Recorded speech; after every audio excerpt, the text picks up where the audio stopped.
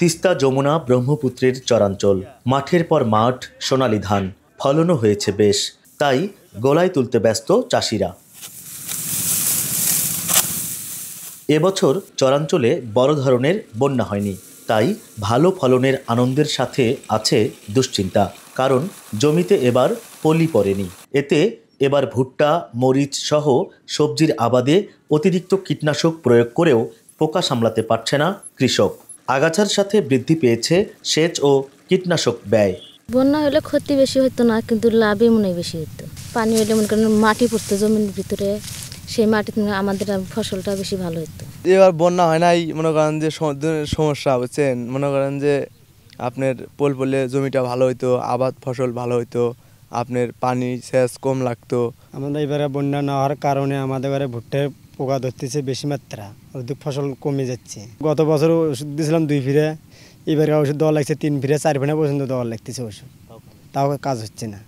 চর গুপ্তমণি, কোচখালী, উজালডাঙ্গার মতো গাইবান্ধা সদর, সাঘাটা, ফুলছড়ি ও সুন্দরগঞ্জ উপজেলার 181টি চরের চিত্র প্রায় একই।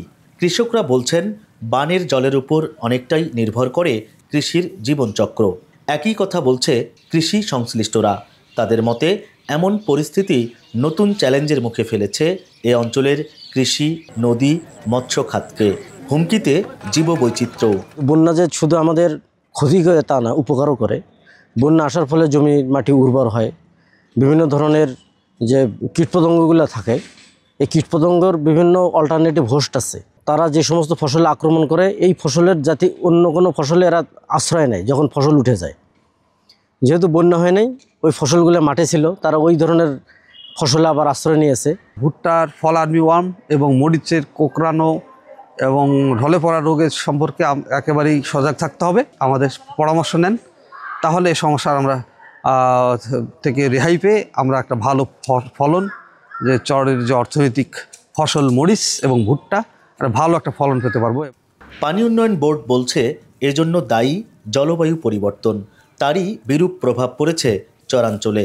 এই নদীগুলো ভাটির নদী হওয়ার কারণে নদীগুলোতে পানি সাধারণত উজান থেকে আসে, এবং এটার যে ক্যাচমেন্ট এরিয়াটা আছে, এই ক্যাচমেন্ট এরিয়ায় যদি পর্যাপ্ত বৃষ্টিপাত হয়, সেক্ষেত্রে সাধারণত বন্যা হয়ে থাকে বা ওভারফ্লো হয়ে থাকে। যেহেতু এখন ক্লাইমেট চেঞ্জের একটা বিষয় আছে, ক্লাইমেট চেঞ্জের কারণেও বৃষ্টিপাত কখনো কখনো কম হতে পারে, কখনো বেশি হতে পারে। সেই ক্ষেত্রে বৃষ্টিপাত বেশি হলে আশা করা যায় যে পানির প্রবাহটা আবার বাড়বে।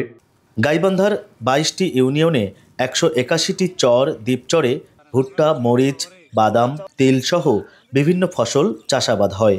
এসব চরাঞ্চলের প্রায় 4 লাখ মানুষ কৃষির ওপর নির্ভরশীল। হেদায়েতুল ইসলাম বাবু, স্টার নিউজ, গাইবান্ধা।